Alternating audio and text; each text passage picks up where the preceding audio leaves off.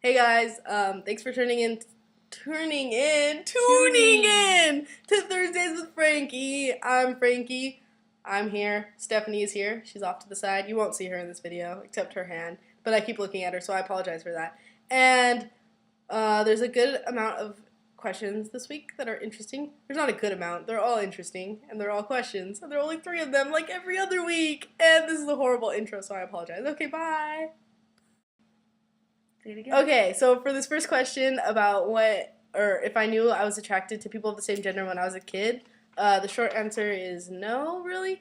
But as I was just saying to my friend who's sitting next to me, there she is, I, like, in retrospect, I realized that, like, all the people who I had crushes on, like, famous people, were all, like, really feminine, like Backstreet Boys, what is that called? Boy band people, like Aaron Carter and Nick Carter. Like I really like the blonde ones, and that's kind of been a trend. Like me being attracted to really feminine guys, and conversely, really butch girls.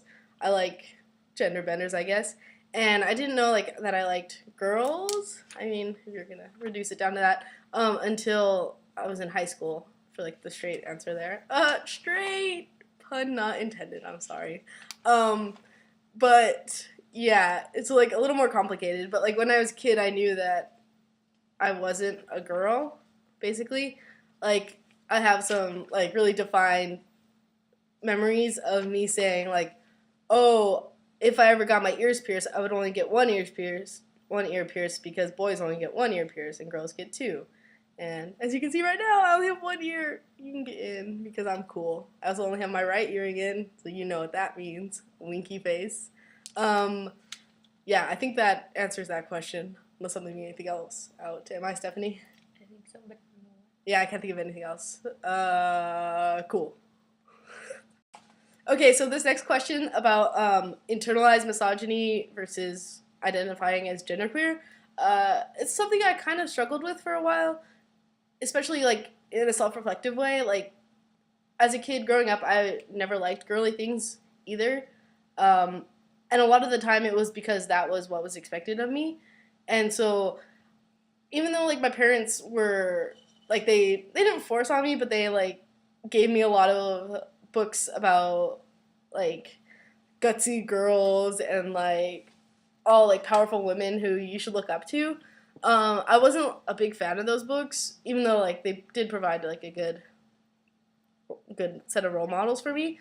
But I didn't identify them because I never saw myself as a girl, and it kind of was difficult in that I felt that I had to prove myself when I played sports, especially because I was the only girl on a team. Like I've made so many little boys cry in basketball and stuff because I did not want to be fucked with, and I wanted to prove that I was stronger than a girl and I was equal to boys because in my mind there was an obvious rift between girls and guys, and I needed to prove myself, and so when I got older, like I reflected more on that and tried to correct it. And I mean, I think I'm pretty good at checking myself with my misogyny. So that's just a little insight into how I think about it.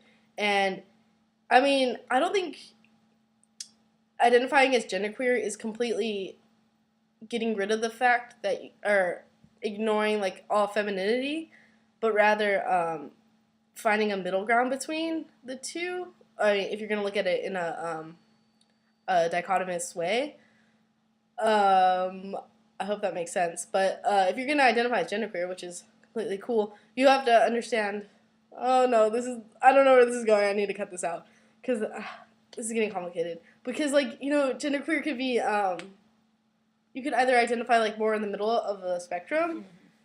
but it could also be abstaining from participating. Yeah, but that what if you do that as a assigned female at birth person?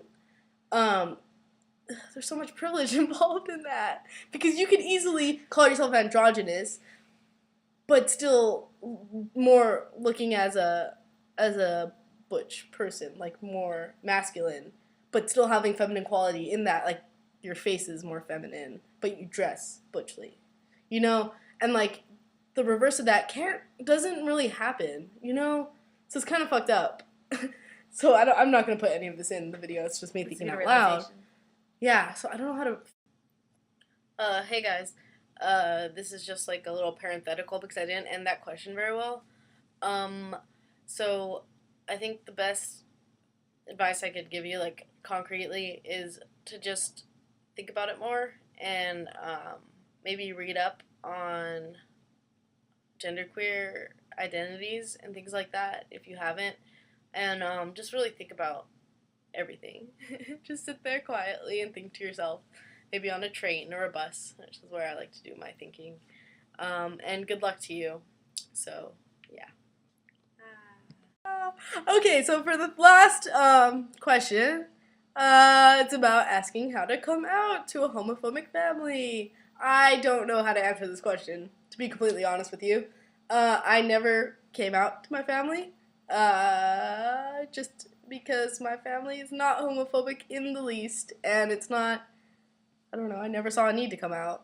I mean, people have not questioned me, but been like, well, how will they ever know? And it's more that my parents don't assume heterosexuality, because I have very, very progressive parents, and I'm really, really lucky. And, I don't know, I just never saw the need to come out. And it's never come out, like, come up, I mean, not come out. Come up in my extended family. Like, that just has never come up. I don't know what else to say. People know that I'm studying queer theory, so that's a little insight to them. But I've never seen the need to. My dad recently asked me if I was going to change my pronouns, even though I never straight up said that to him. And I told him no, just because I'm not at that place right now in my life to change pronouns. But if I do, I think that's when I'm going to have a big talk with people. But I don't think that's going to come up soon.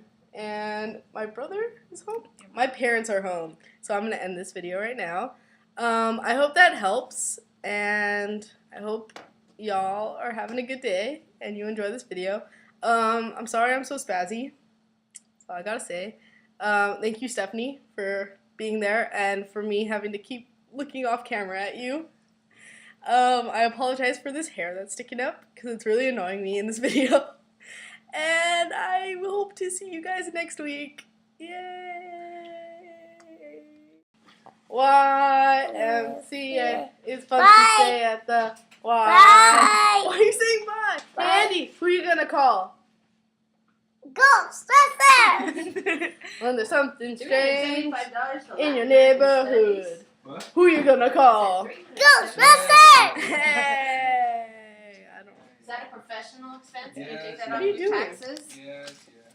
What are you doing? I'm not giving I'll Ricky say that Ochoa K. Bye. his Bye. name. Bye. Bye. Did you stop it? No, I didn't. So you have